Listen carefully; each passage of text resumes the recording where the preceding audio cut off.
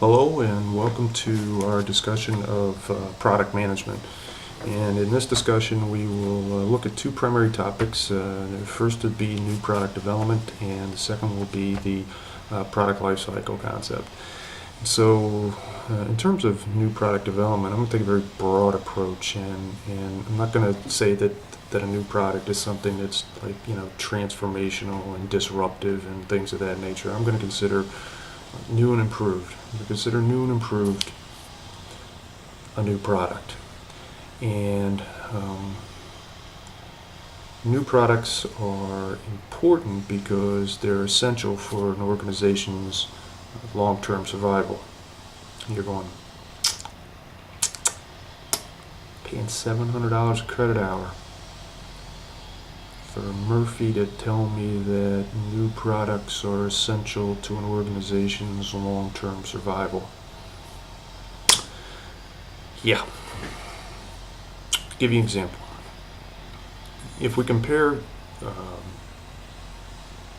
printers, computer printers, if we compare computer printers in 2015 with those in 1995, what we'll find is, if we go back to 1995, we'll find that there was a lot of what are known as dot matrix printers on the market. And those were ones where you had perforated paper that you had to insert into a carriage, and you had to make sure that you had lined up the paper correctly. And you paid $200, $250 for a dot matrix printer. If you think about what you can buy, what kind of printer you can buy now for $200 or $250, it's a much superior printer. You can get printers that print in color for $250. You don't have to worry about lining up page perforations and things like that. So, new products are essential to an organization's long-term survival. And unfortunately, a lot of new products do not succeed. And that's important because what it means is that the new products that do succeed and the products that do succeed, they have to be really successful in order to kind of make up the cost of those things that don't succeed. Okay, so what we're going to talk about with respect to new product development is the so-called new product development process.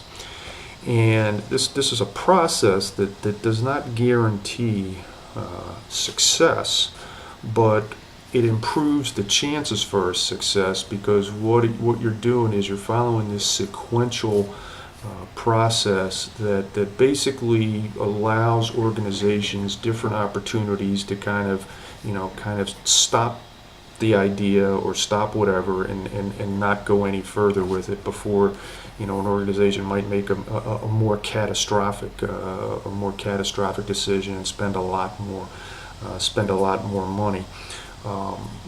Some organizations are hesitant to engage in a new product development process, in part because this process, as we'll find out, it is sequential. It can be very time-consuming and it can be very costly.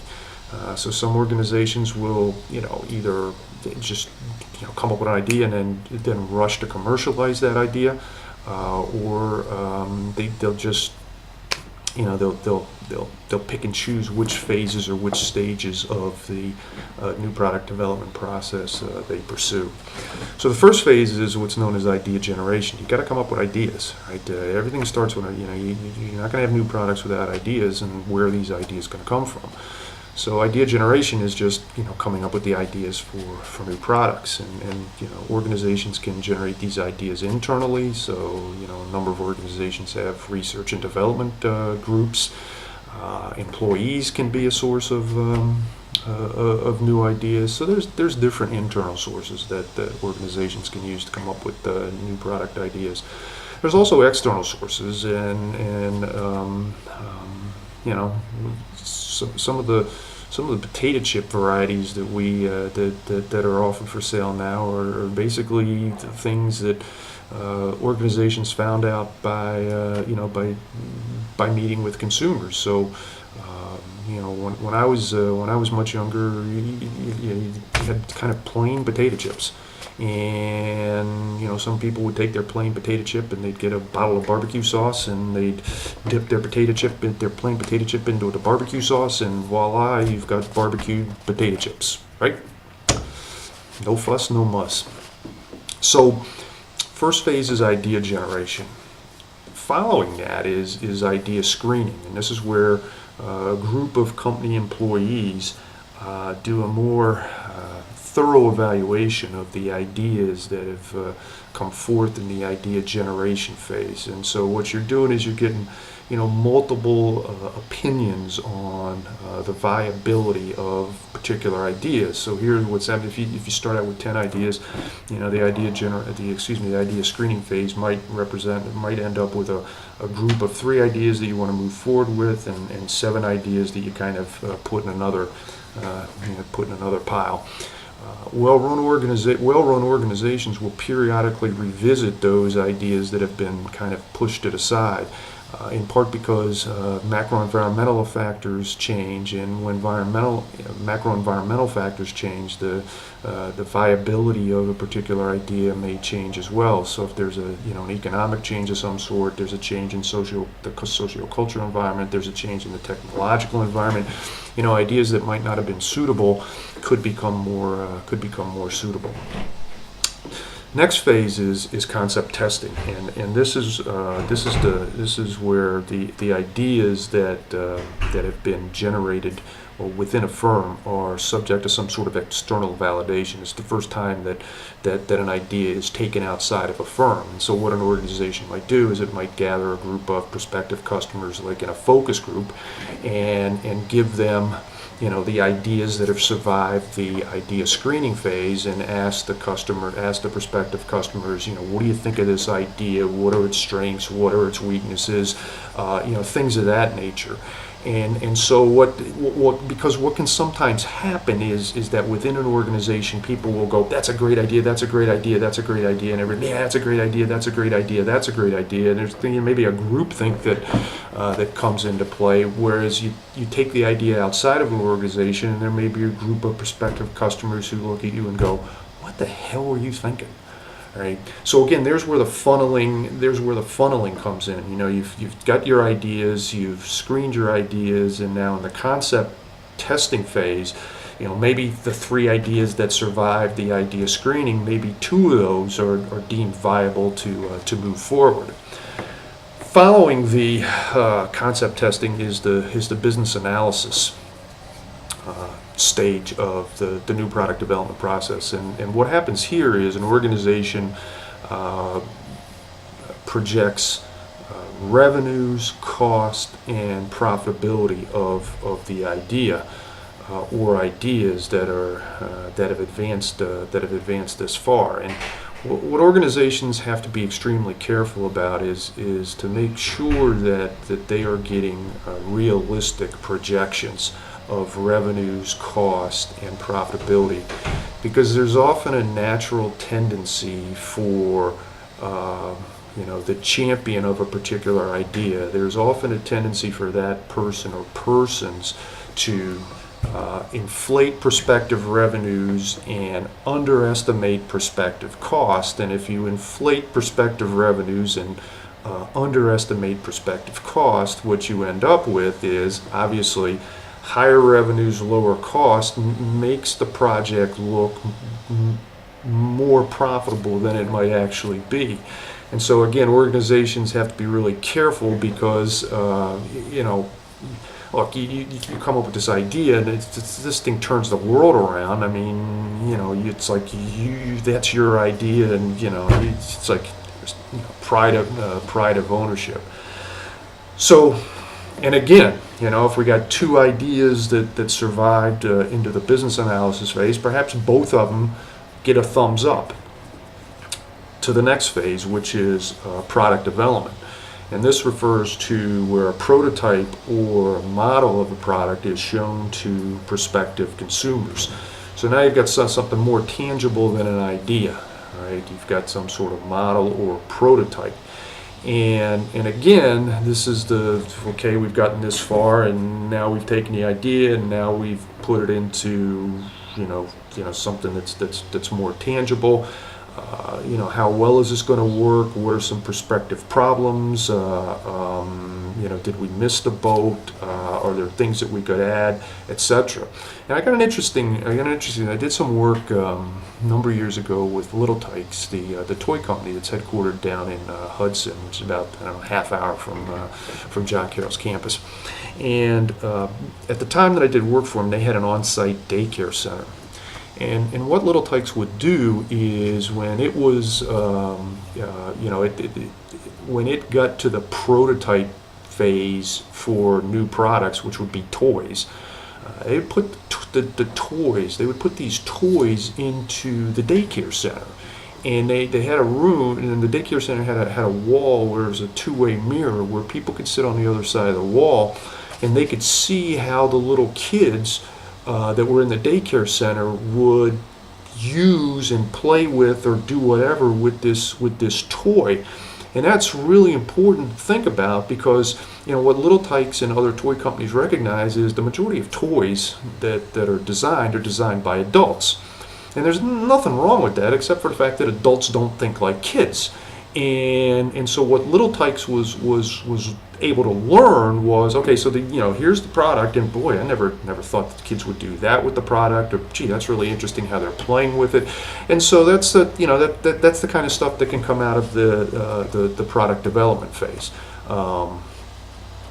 And so if a product has survived the product development phase, what organizations can then do, or the next step in the new product development process, is what's known as test marketing, and that's where a product is put into a test market, and with the traditional, with its 4P support. So you've got the product, you've got the price, you've got the place, you've got the promotion, and what an organization will do is it will evaluate the product's performance in a particular market to see will people buy this product, and when people are looking at this product, what else are they looking at, etc., etc. Test marketing can be very time consuming. It can be really costly. Some organizations decide to skip that phase, and that can be dangerous, because sometimes what test marketing can do is it can illustrate how the product might be misused, or maybe some packaging issues or things of that nature. So we've talked about idea generation, we've talked about idea screening, we've talked about concept testing, we've talked about business analysis, we've talked about product development, and we've talked about test marketing. And assuming that a product has been successful in its test market, then an organization is faced with a decision. Do we bring the product to market, or do we scrap it? And that's either what's called the commercialization, or what the book refers to as the product launch phase. So again, that particular new product development process, it doesn't guarantee that the product is going to be successful, but by going through these various phases, what it does is it improves the chances for success, because as we see, there's a number of different places where we can get a no-go decision, rather than just starting out with an idea and jumping all the way to the product development and skip test marketing and then bring the product out, and that may reduce the likelihood of a product not being successful. I know I've talked in a lot of generalities, been kind of vague, but if you think about movies, and a number of times we'll hear about so-called box office bombs, these movies that oftentimes cost a lot of money to make, and the revenue was horrible.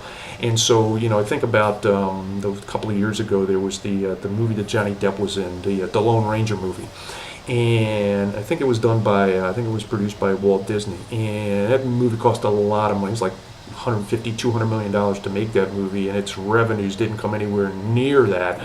So there's a real life example of something went wrong in that process.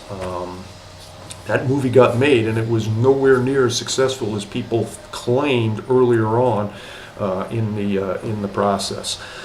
So the commercialization product launch is actually a nice place to talk about the product life cycle concept, and I'm going to take a little different approach than the book, and I'm going to talk about a 5-phase or 5-stage product life cycle concept.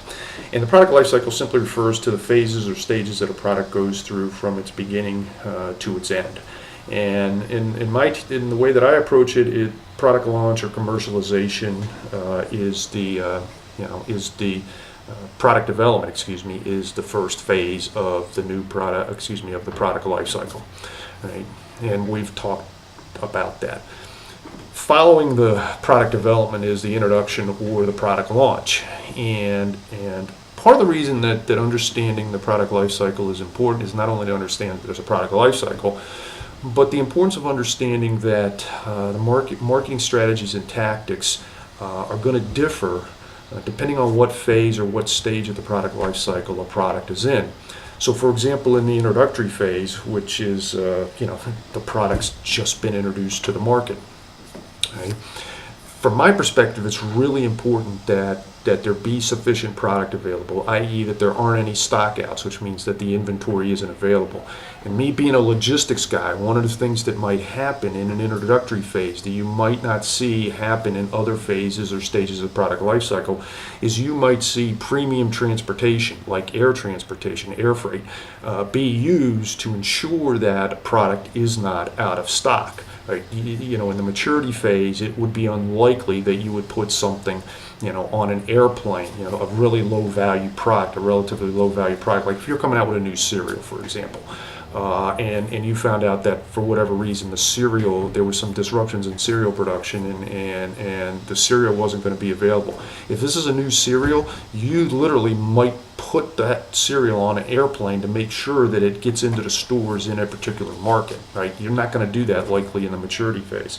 Second, the next stage after introduction is growth, and this is where there's a rapid increase in sales volume. So, it becomes really important there to be able to match up your supply and your demand. You better be, as a marketer, as an organization, you better be, as the demand continues to increase, you better make sure that you're able to satisfy that demand, or else you're going to have a lot of prospective unhappy customers. Following growth is maturity, and this is where the sales begin to slow down. And in the maturity phase, there tends to be a lot of competition because what's happened is if the new product successful, people will come in. Other companies will come into the market. When you've got other companies in a market, competition tends to put a squeeze on price. So in the introductory phase, where you might be able to charge a much higher price for the product, you're probably going to have to be much more price competitive in the maturity phase of the product life cycle. And there are various things that organizations do to try to expand or extend the maturity phase of the product life cycle. And so one of the things that they might do is they might try to come up with a new set of customers or convince existing customers to use more. So for example, the orange juice producers a number of years ago had a campaign where their slogan was orange juice isn't just for breakfast anymore. Easy for me to say. So a lot of times you would think orange juice breakfast. Well, there's once you get past 10 o'clock in the morning, there's still maybe 10, 12 hours that people are awake. What are they doing in those 10 to 12 hours, and what rule or why shouldn't they be drinking orange juice during that time? All right. And then the final phase of the product life cycle is decline, and this is where there's an absolute decline in the sales of a product. And one of the things that organizations might do here is what's called a milking or a harvesting strategy, where the organization keeps the price at a particular level, but it reduces the associated marketing expenditure. So in essence, what it's doing is it's keeping the price the same, but that the cost structure is much less, which means that your profit margins should be increased. A really good example, I think, of this is desktop computers. You can still buy a desktop computer, but desktop computers are probably in the decline phase of the product life cycle, because if you think about it, if you think about the kinds of promotion that exists for computers, the computer people are trying to get you to buy a desktop or a tablet and not necessarily, excuse me, a laptop or a tablet and not a desktop. All right, I've hit 20 minutes. Bye for now.